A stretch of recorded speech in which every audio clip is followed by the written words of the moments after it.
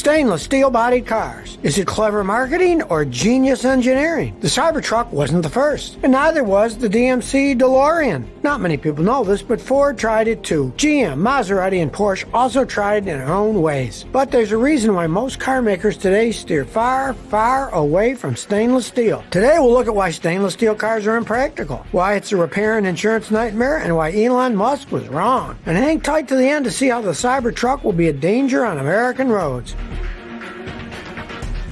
Stainless steel in cars isn't a new phenomenon, and it's not a modern invention despite what many think. Just rewind almost 100 years ago in the 1930s. Most people don't know this, but actually, Ford Motor Company was one of the first car makers to make stainless steel cars. It did so in partnership with the Allegheny Ludlam Steel Company. Among the first stainless steel cars were 6 unpainted Ford Model 68 Deluxes. Each year, Allegheny Ludlam loaned these cars out to their top salesmen, and it did so for 10 years. These stainless steel cars ended up logging over 200,000 miles. The car-making process involved automotive die stamping. Basically, it's a process where a machine punches, coins, bends, and manipulates steel. Problem was, when these cars were originally produced, the dies got damaged as it stamped out the harder stainless parts. This added a new complication to manufacturing. If you were a car maker, you now also needed tougher dies that could withstand mass production, and the turnover was short too. In other words, additional manufacturing costs.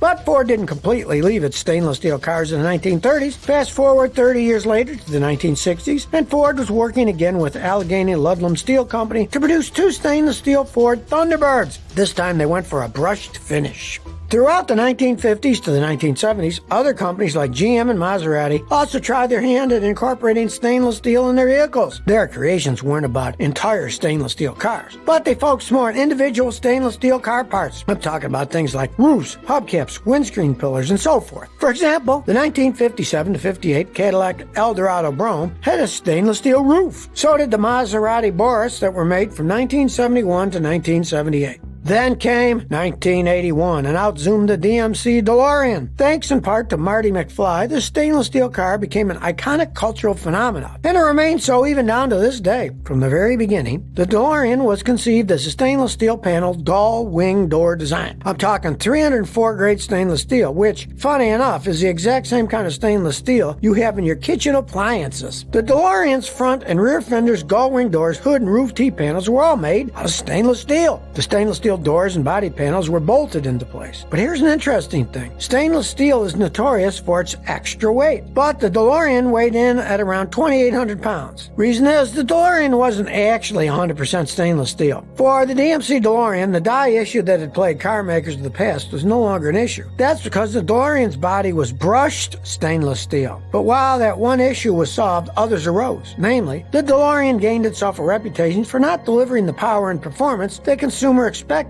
for that price tag.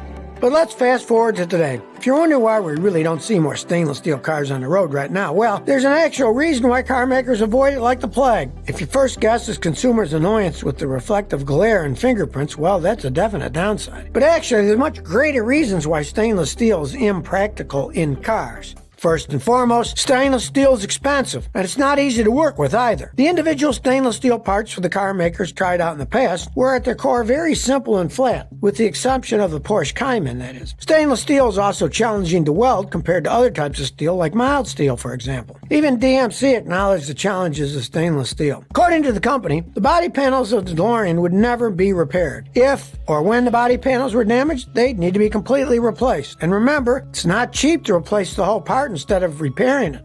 Stainless steel requires top-notch grinding services and precise machinery. It's not something the average Joe can do. These processes take time and precision to complete. Because of that, typically there can be wait periods for the necessary parts to become available to put on the car. Now, it's true that stainless steel resists corrosion. That's one benefit of stainless steel. But there are other approaches to resisting corrosion in a vehicle. Take galvanization or high-quality primers and paint, for example. Not only can methods like this prevent rust, but they're also more affordable, too. Here's the other thing. While it's true that you want your car to stay in good shape while you own it, no one expects their car to last forever. There's no need.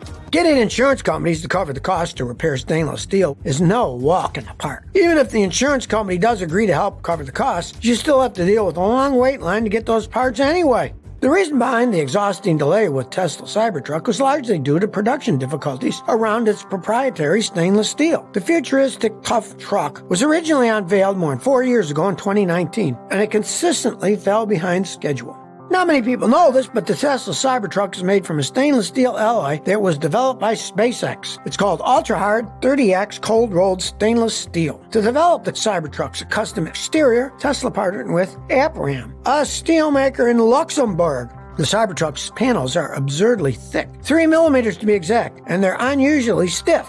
If you're wondering why Tesla made the Cybertruck with stainless steel, well, it's not just for sci-fi aesthetics. The short answer is that Elon Musk wanted to make it bulletproof and nearly impenetrable. In his own words, if you have an argument with another car, you will win.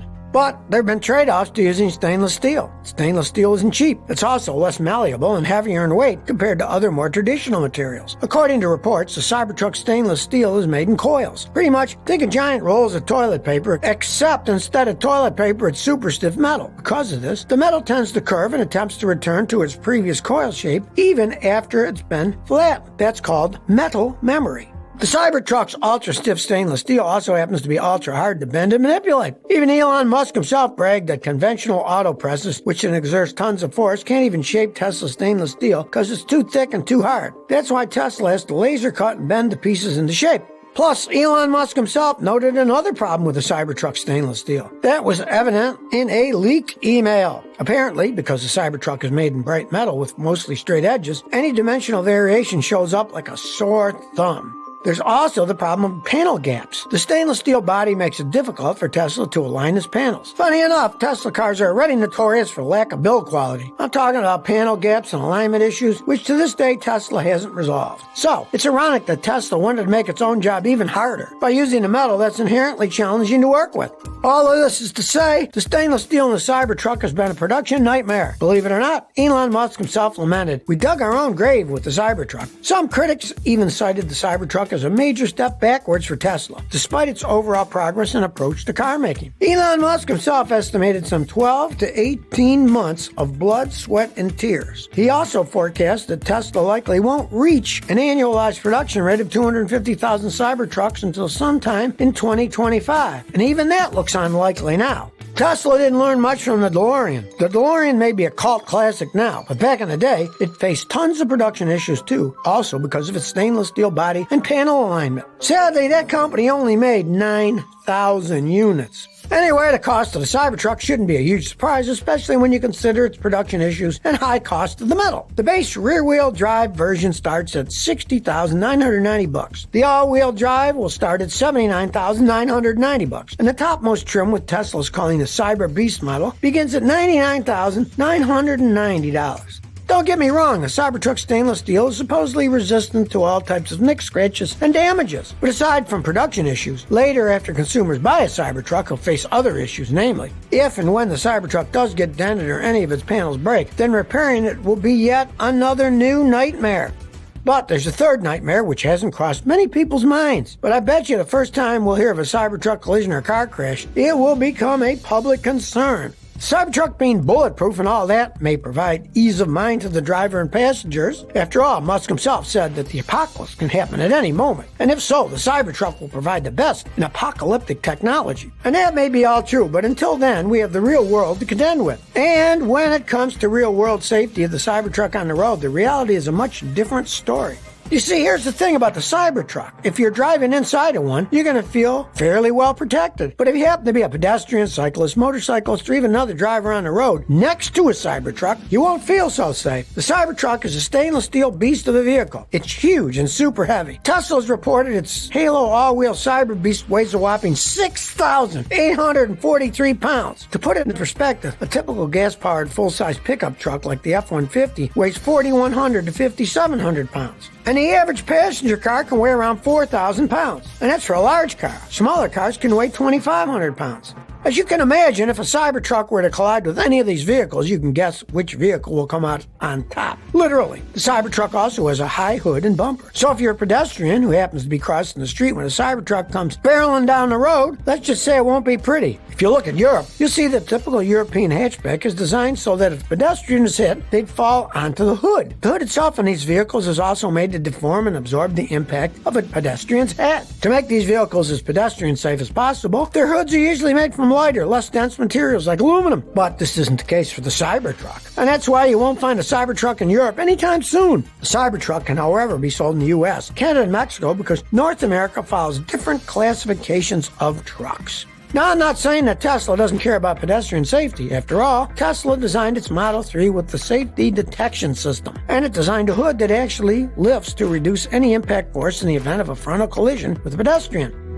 But now you tell me, do you think Elon Musk made a mistake in making the Cybertruck out of stainless steel? Please share by commenting below. If you like this video, please like, share, and subscribe. Thanks for your support.